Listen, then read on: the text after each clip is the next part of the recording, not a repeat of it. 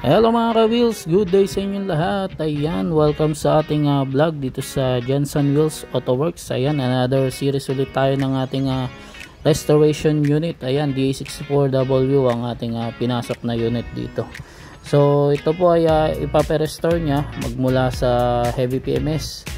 Ayan, pati yung kanyang body color ipapapalit niya rin. Ayan, so kung marami pa tayong mapapansin na papalitan dito na parts at marami pa tayong gagawin, ayan, isa din yan sa mga i-recondition natin dito sa unit na to. So iniwan to sa atin para ipagkatiwala, para ayusin lahat. So ayan, ibibigay natin yung ating dapat ibigay dito para sa unit. Ayan. So parang from start to finish ulit itong ating iba-vlog dito. Ayan. So ayan, from recondition tsaka paint. Ayan, marami tayong babaguhin dito. Ayan o. So sige, update tayo ulit. So ayan mga ka-wheels, inuna natin tong kanyang heavy PMS. Ayan. So sinimulan natin dito sa ilalim tong kanyang oil pan. So nag-drain muna tayo. After nyan lilinisin natin. So ayan, nakalas na natin tong oil pan. Ayan, nakita nyo naman kung gaano siya kadumi. Ayan, oh. Ayan. So yan yung before nya. Ayan, lilinisan natin yan. So dito sa part na to, ayan, malinis na siya. Ayan, so ready na ulit para ikabit natin. Ayan, so tinatanggal natin dito sa part yung mga solenoid. Ayan, binugaan natin ng contact cleaner.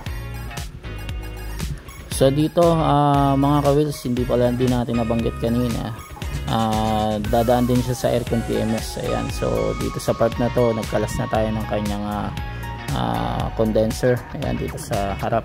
Ayan, so sige, simulan na natin to.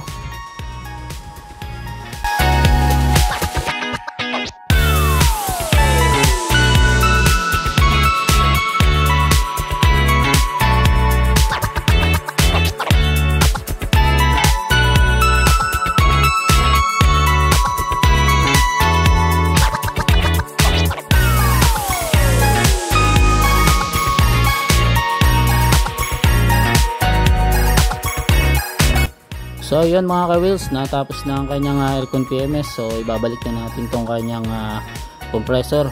Ayan. So sa part na to, ayan, naglilinis na tayo ng top ng kanyang engine. Ayan, so heavy PMS pa rin to. Ayan, dumaan na yung kanyang aircon PMS. Napalitan natin ng filter dryer. Yung condenser nya nalinis natin. Ayan, dito sa part na to naglilinis na tayo ng intake manifold, injector, pati throttle body. Ayan. So after nyan mag-change oil din tayo, syempre. Kapalitan din natin ng mga oil yung kanyang unit. Ayan. So ayan, ayan yung malinis na throttle body. Ayan, ito yung kanyang injector, malinis na rin. Ayan. So yung na lang, yung intake manifold, ayan, actually malinis na pala siya. Ayan, kinakabit na siya ulit, binabalik na siya sa ulit. Ayan, so sige, mag-update tayo ulit. So ayan mga ka-wheels, nalinisan na natin tong throttle body tsaka injector, pati intake manifold. Ayan, nakabit na natin. Then nagpalit pala tayo ng kanyang thermocap. Ayan, since put na yung dati, ayan yung put nya, yun lang natin dyan. Tapos papalitan din natin ng air filter. Ayan, marumi na, sobrang dumi na. Ayan, then check natin ngayon yung spark plug kung okay pa.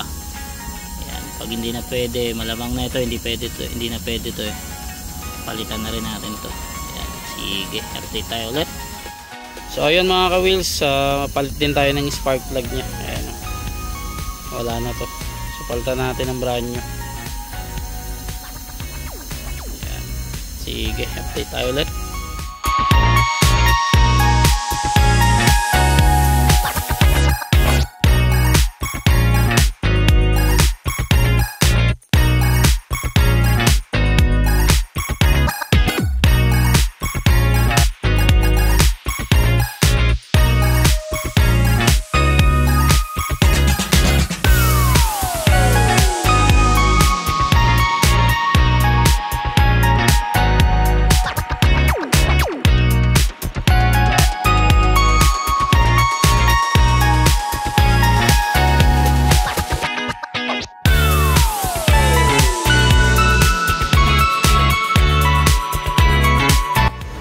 So ayan mga ka-wheels, natapos na ang ating engine PMS tsaka itong aircon PMS.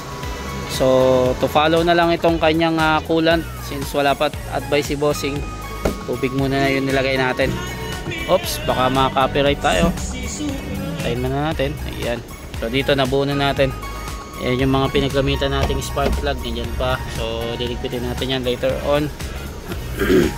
Then proceed na tayo muna sa kanyang painting session, since restoration ito. Ayan. Ayusin natin yung color nya. Ayan, medyo marami tayong kakalasin dito. Ayan yung mga accessories nya. Ayan. Ay, check natin yung air kung malamig. Yun, ang lamig na. Ayan. Pati yung pala, yung air filter, di pa natin napalitan yan, luma pa rin yan, since wala pa yung natin, yung ating supplier. Ayan. So later on papalitan natin yan. Ayan. So update tayo ulit mga ka-wheels. Sige. Hello mga ka-wheels, ayan, update ulit tayo dito sa ating restoration unit. Ayan, so pinasok na natin dito sa ating painting area. So ayan, kinakalas-kalas na natin kunti-kunti yung mga parts nya. Ayan, yung mga accessories nya. Ayan, so kukulayan na natin to. Ayan, oh. So mag-update ulit kami mga ka-wheels kapag may pagbabago na ito. Ayan, sige.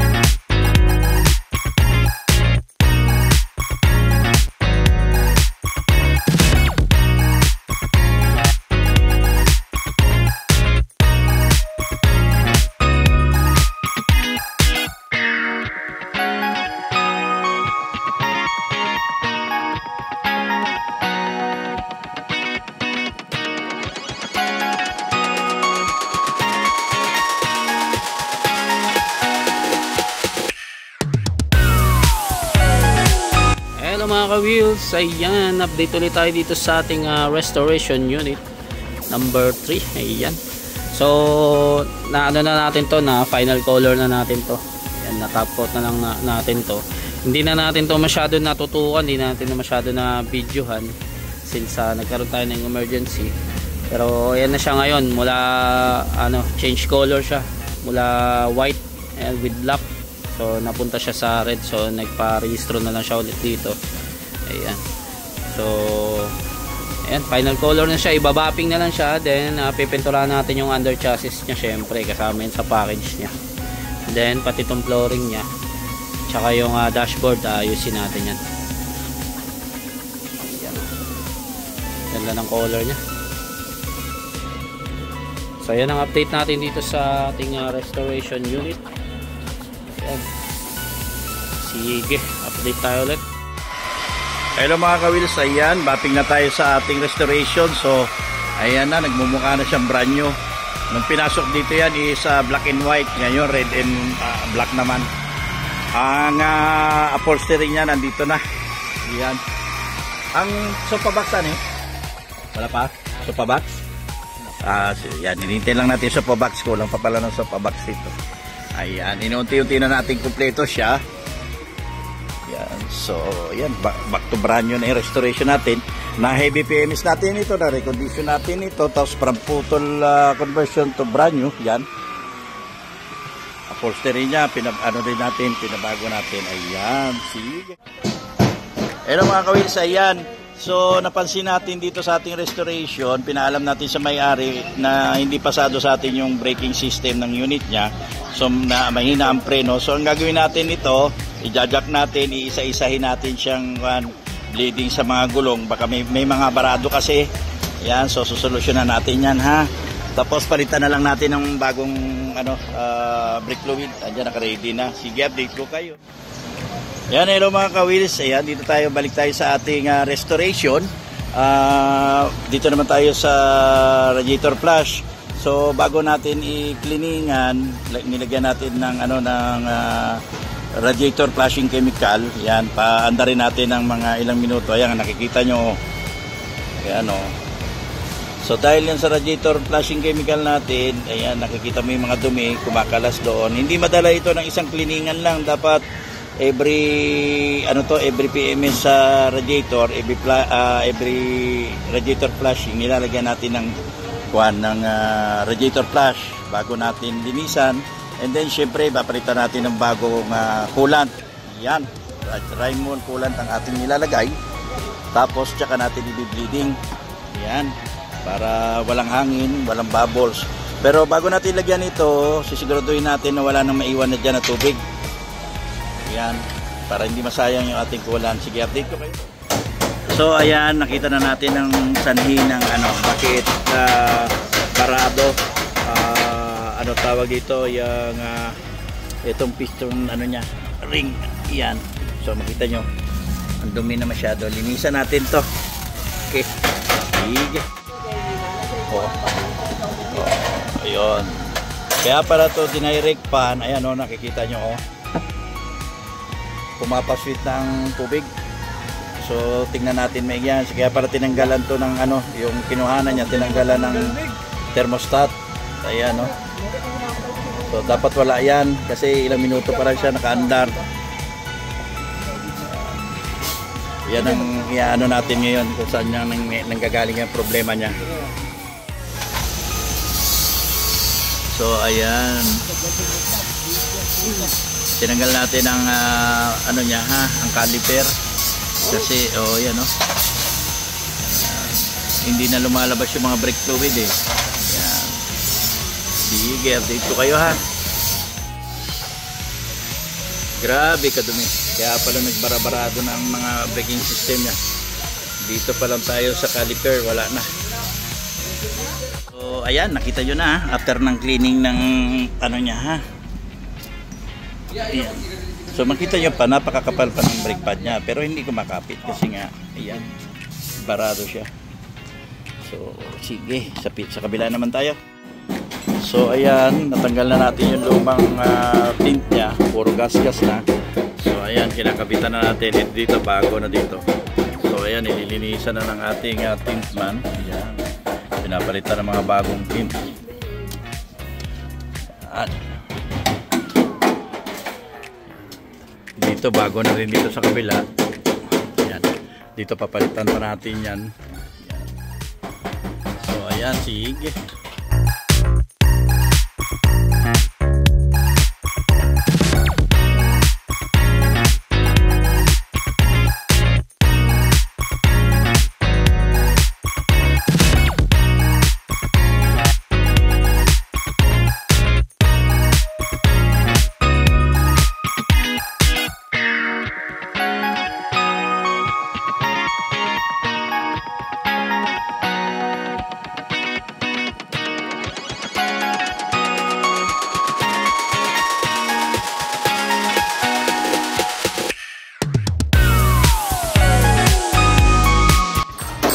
Yan, gumamit din tayo ng mga Japan original wire. Yan ang mga ginagamit natin, hindi pang speaker. Japan original wire din. So yan, brand new. Lahat ng makita natin na dapat ayusin ang mga wiring. Yan. Sigurado ang dami itong jumper. Sige, ang maitulong lang natin dito. Yan. Okay, hindi naman ito kasama sa package actually. Ayan, malasakit na lang natin sa may-ari. Daming mga faulty wiring. So ayan, ito naman sa right side naman na caliper. So kung makikita nyo, ganoon din, barado din. Ayan. Kaya dapat kahit yearly nagpapalit tayo ng nagpapalit din tayo ng mga brake fluid.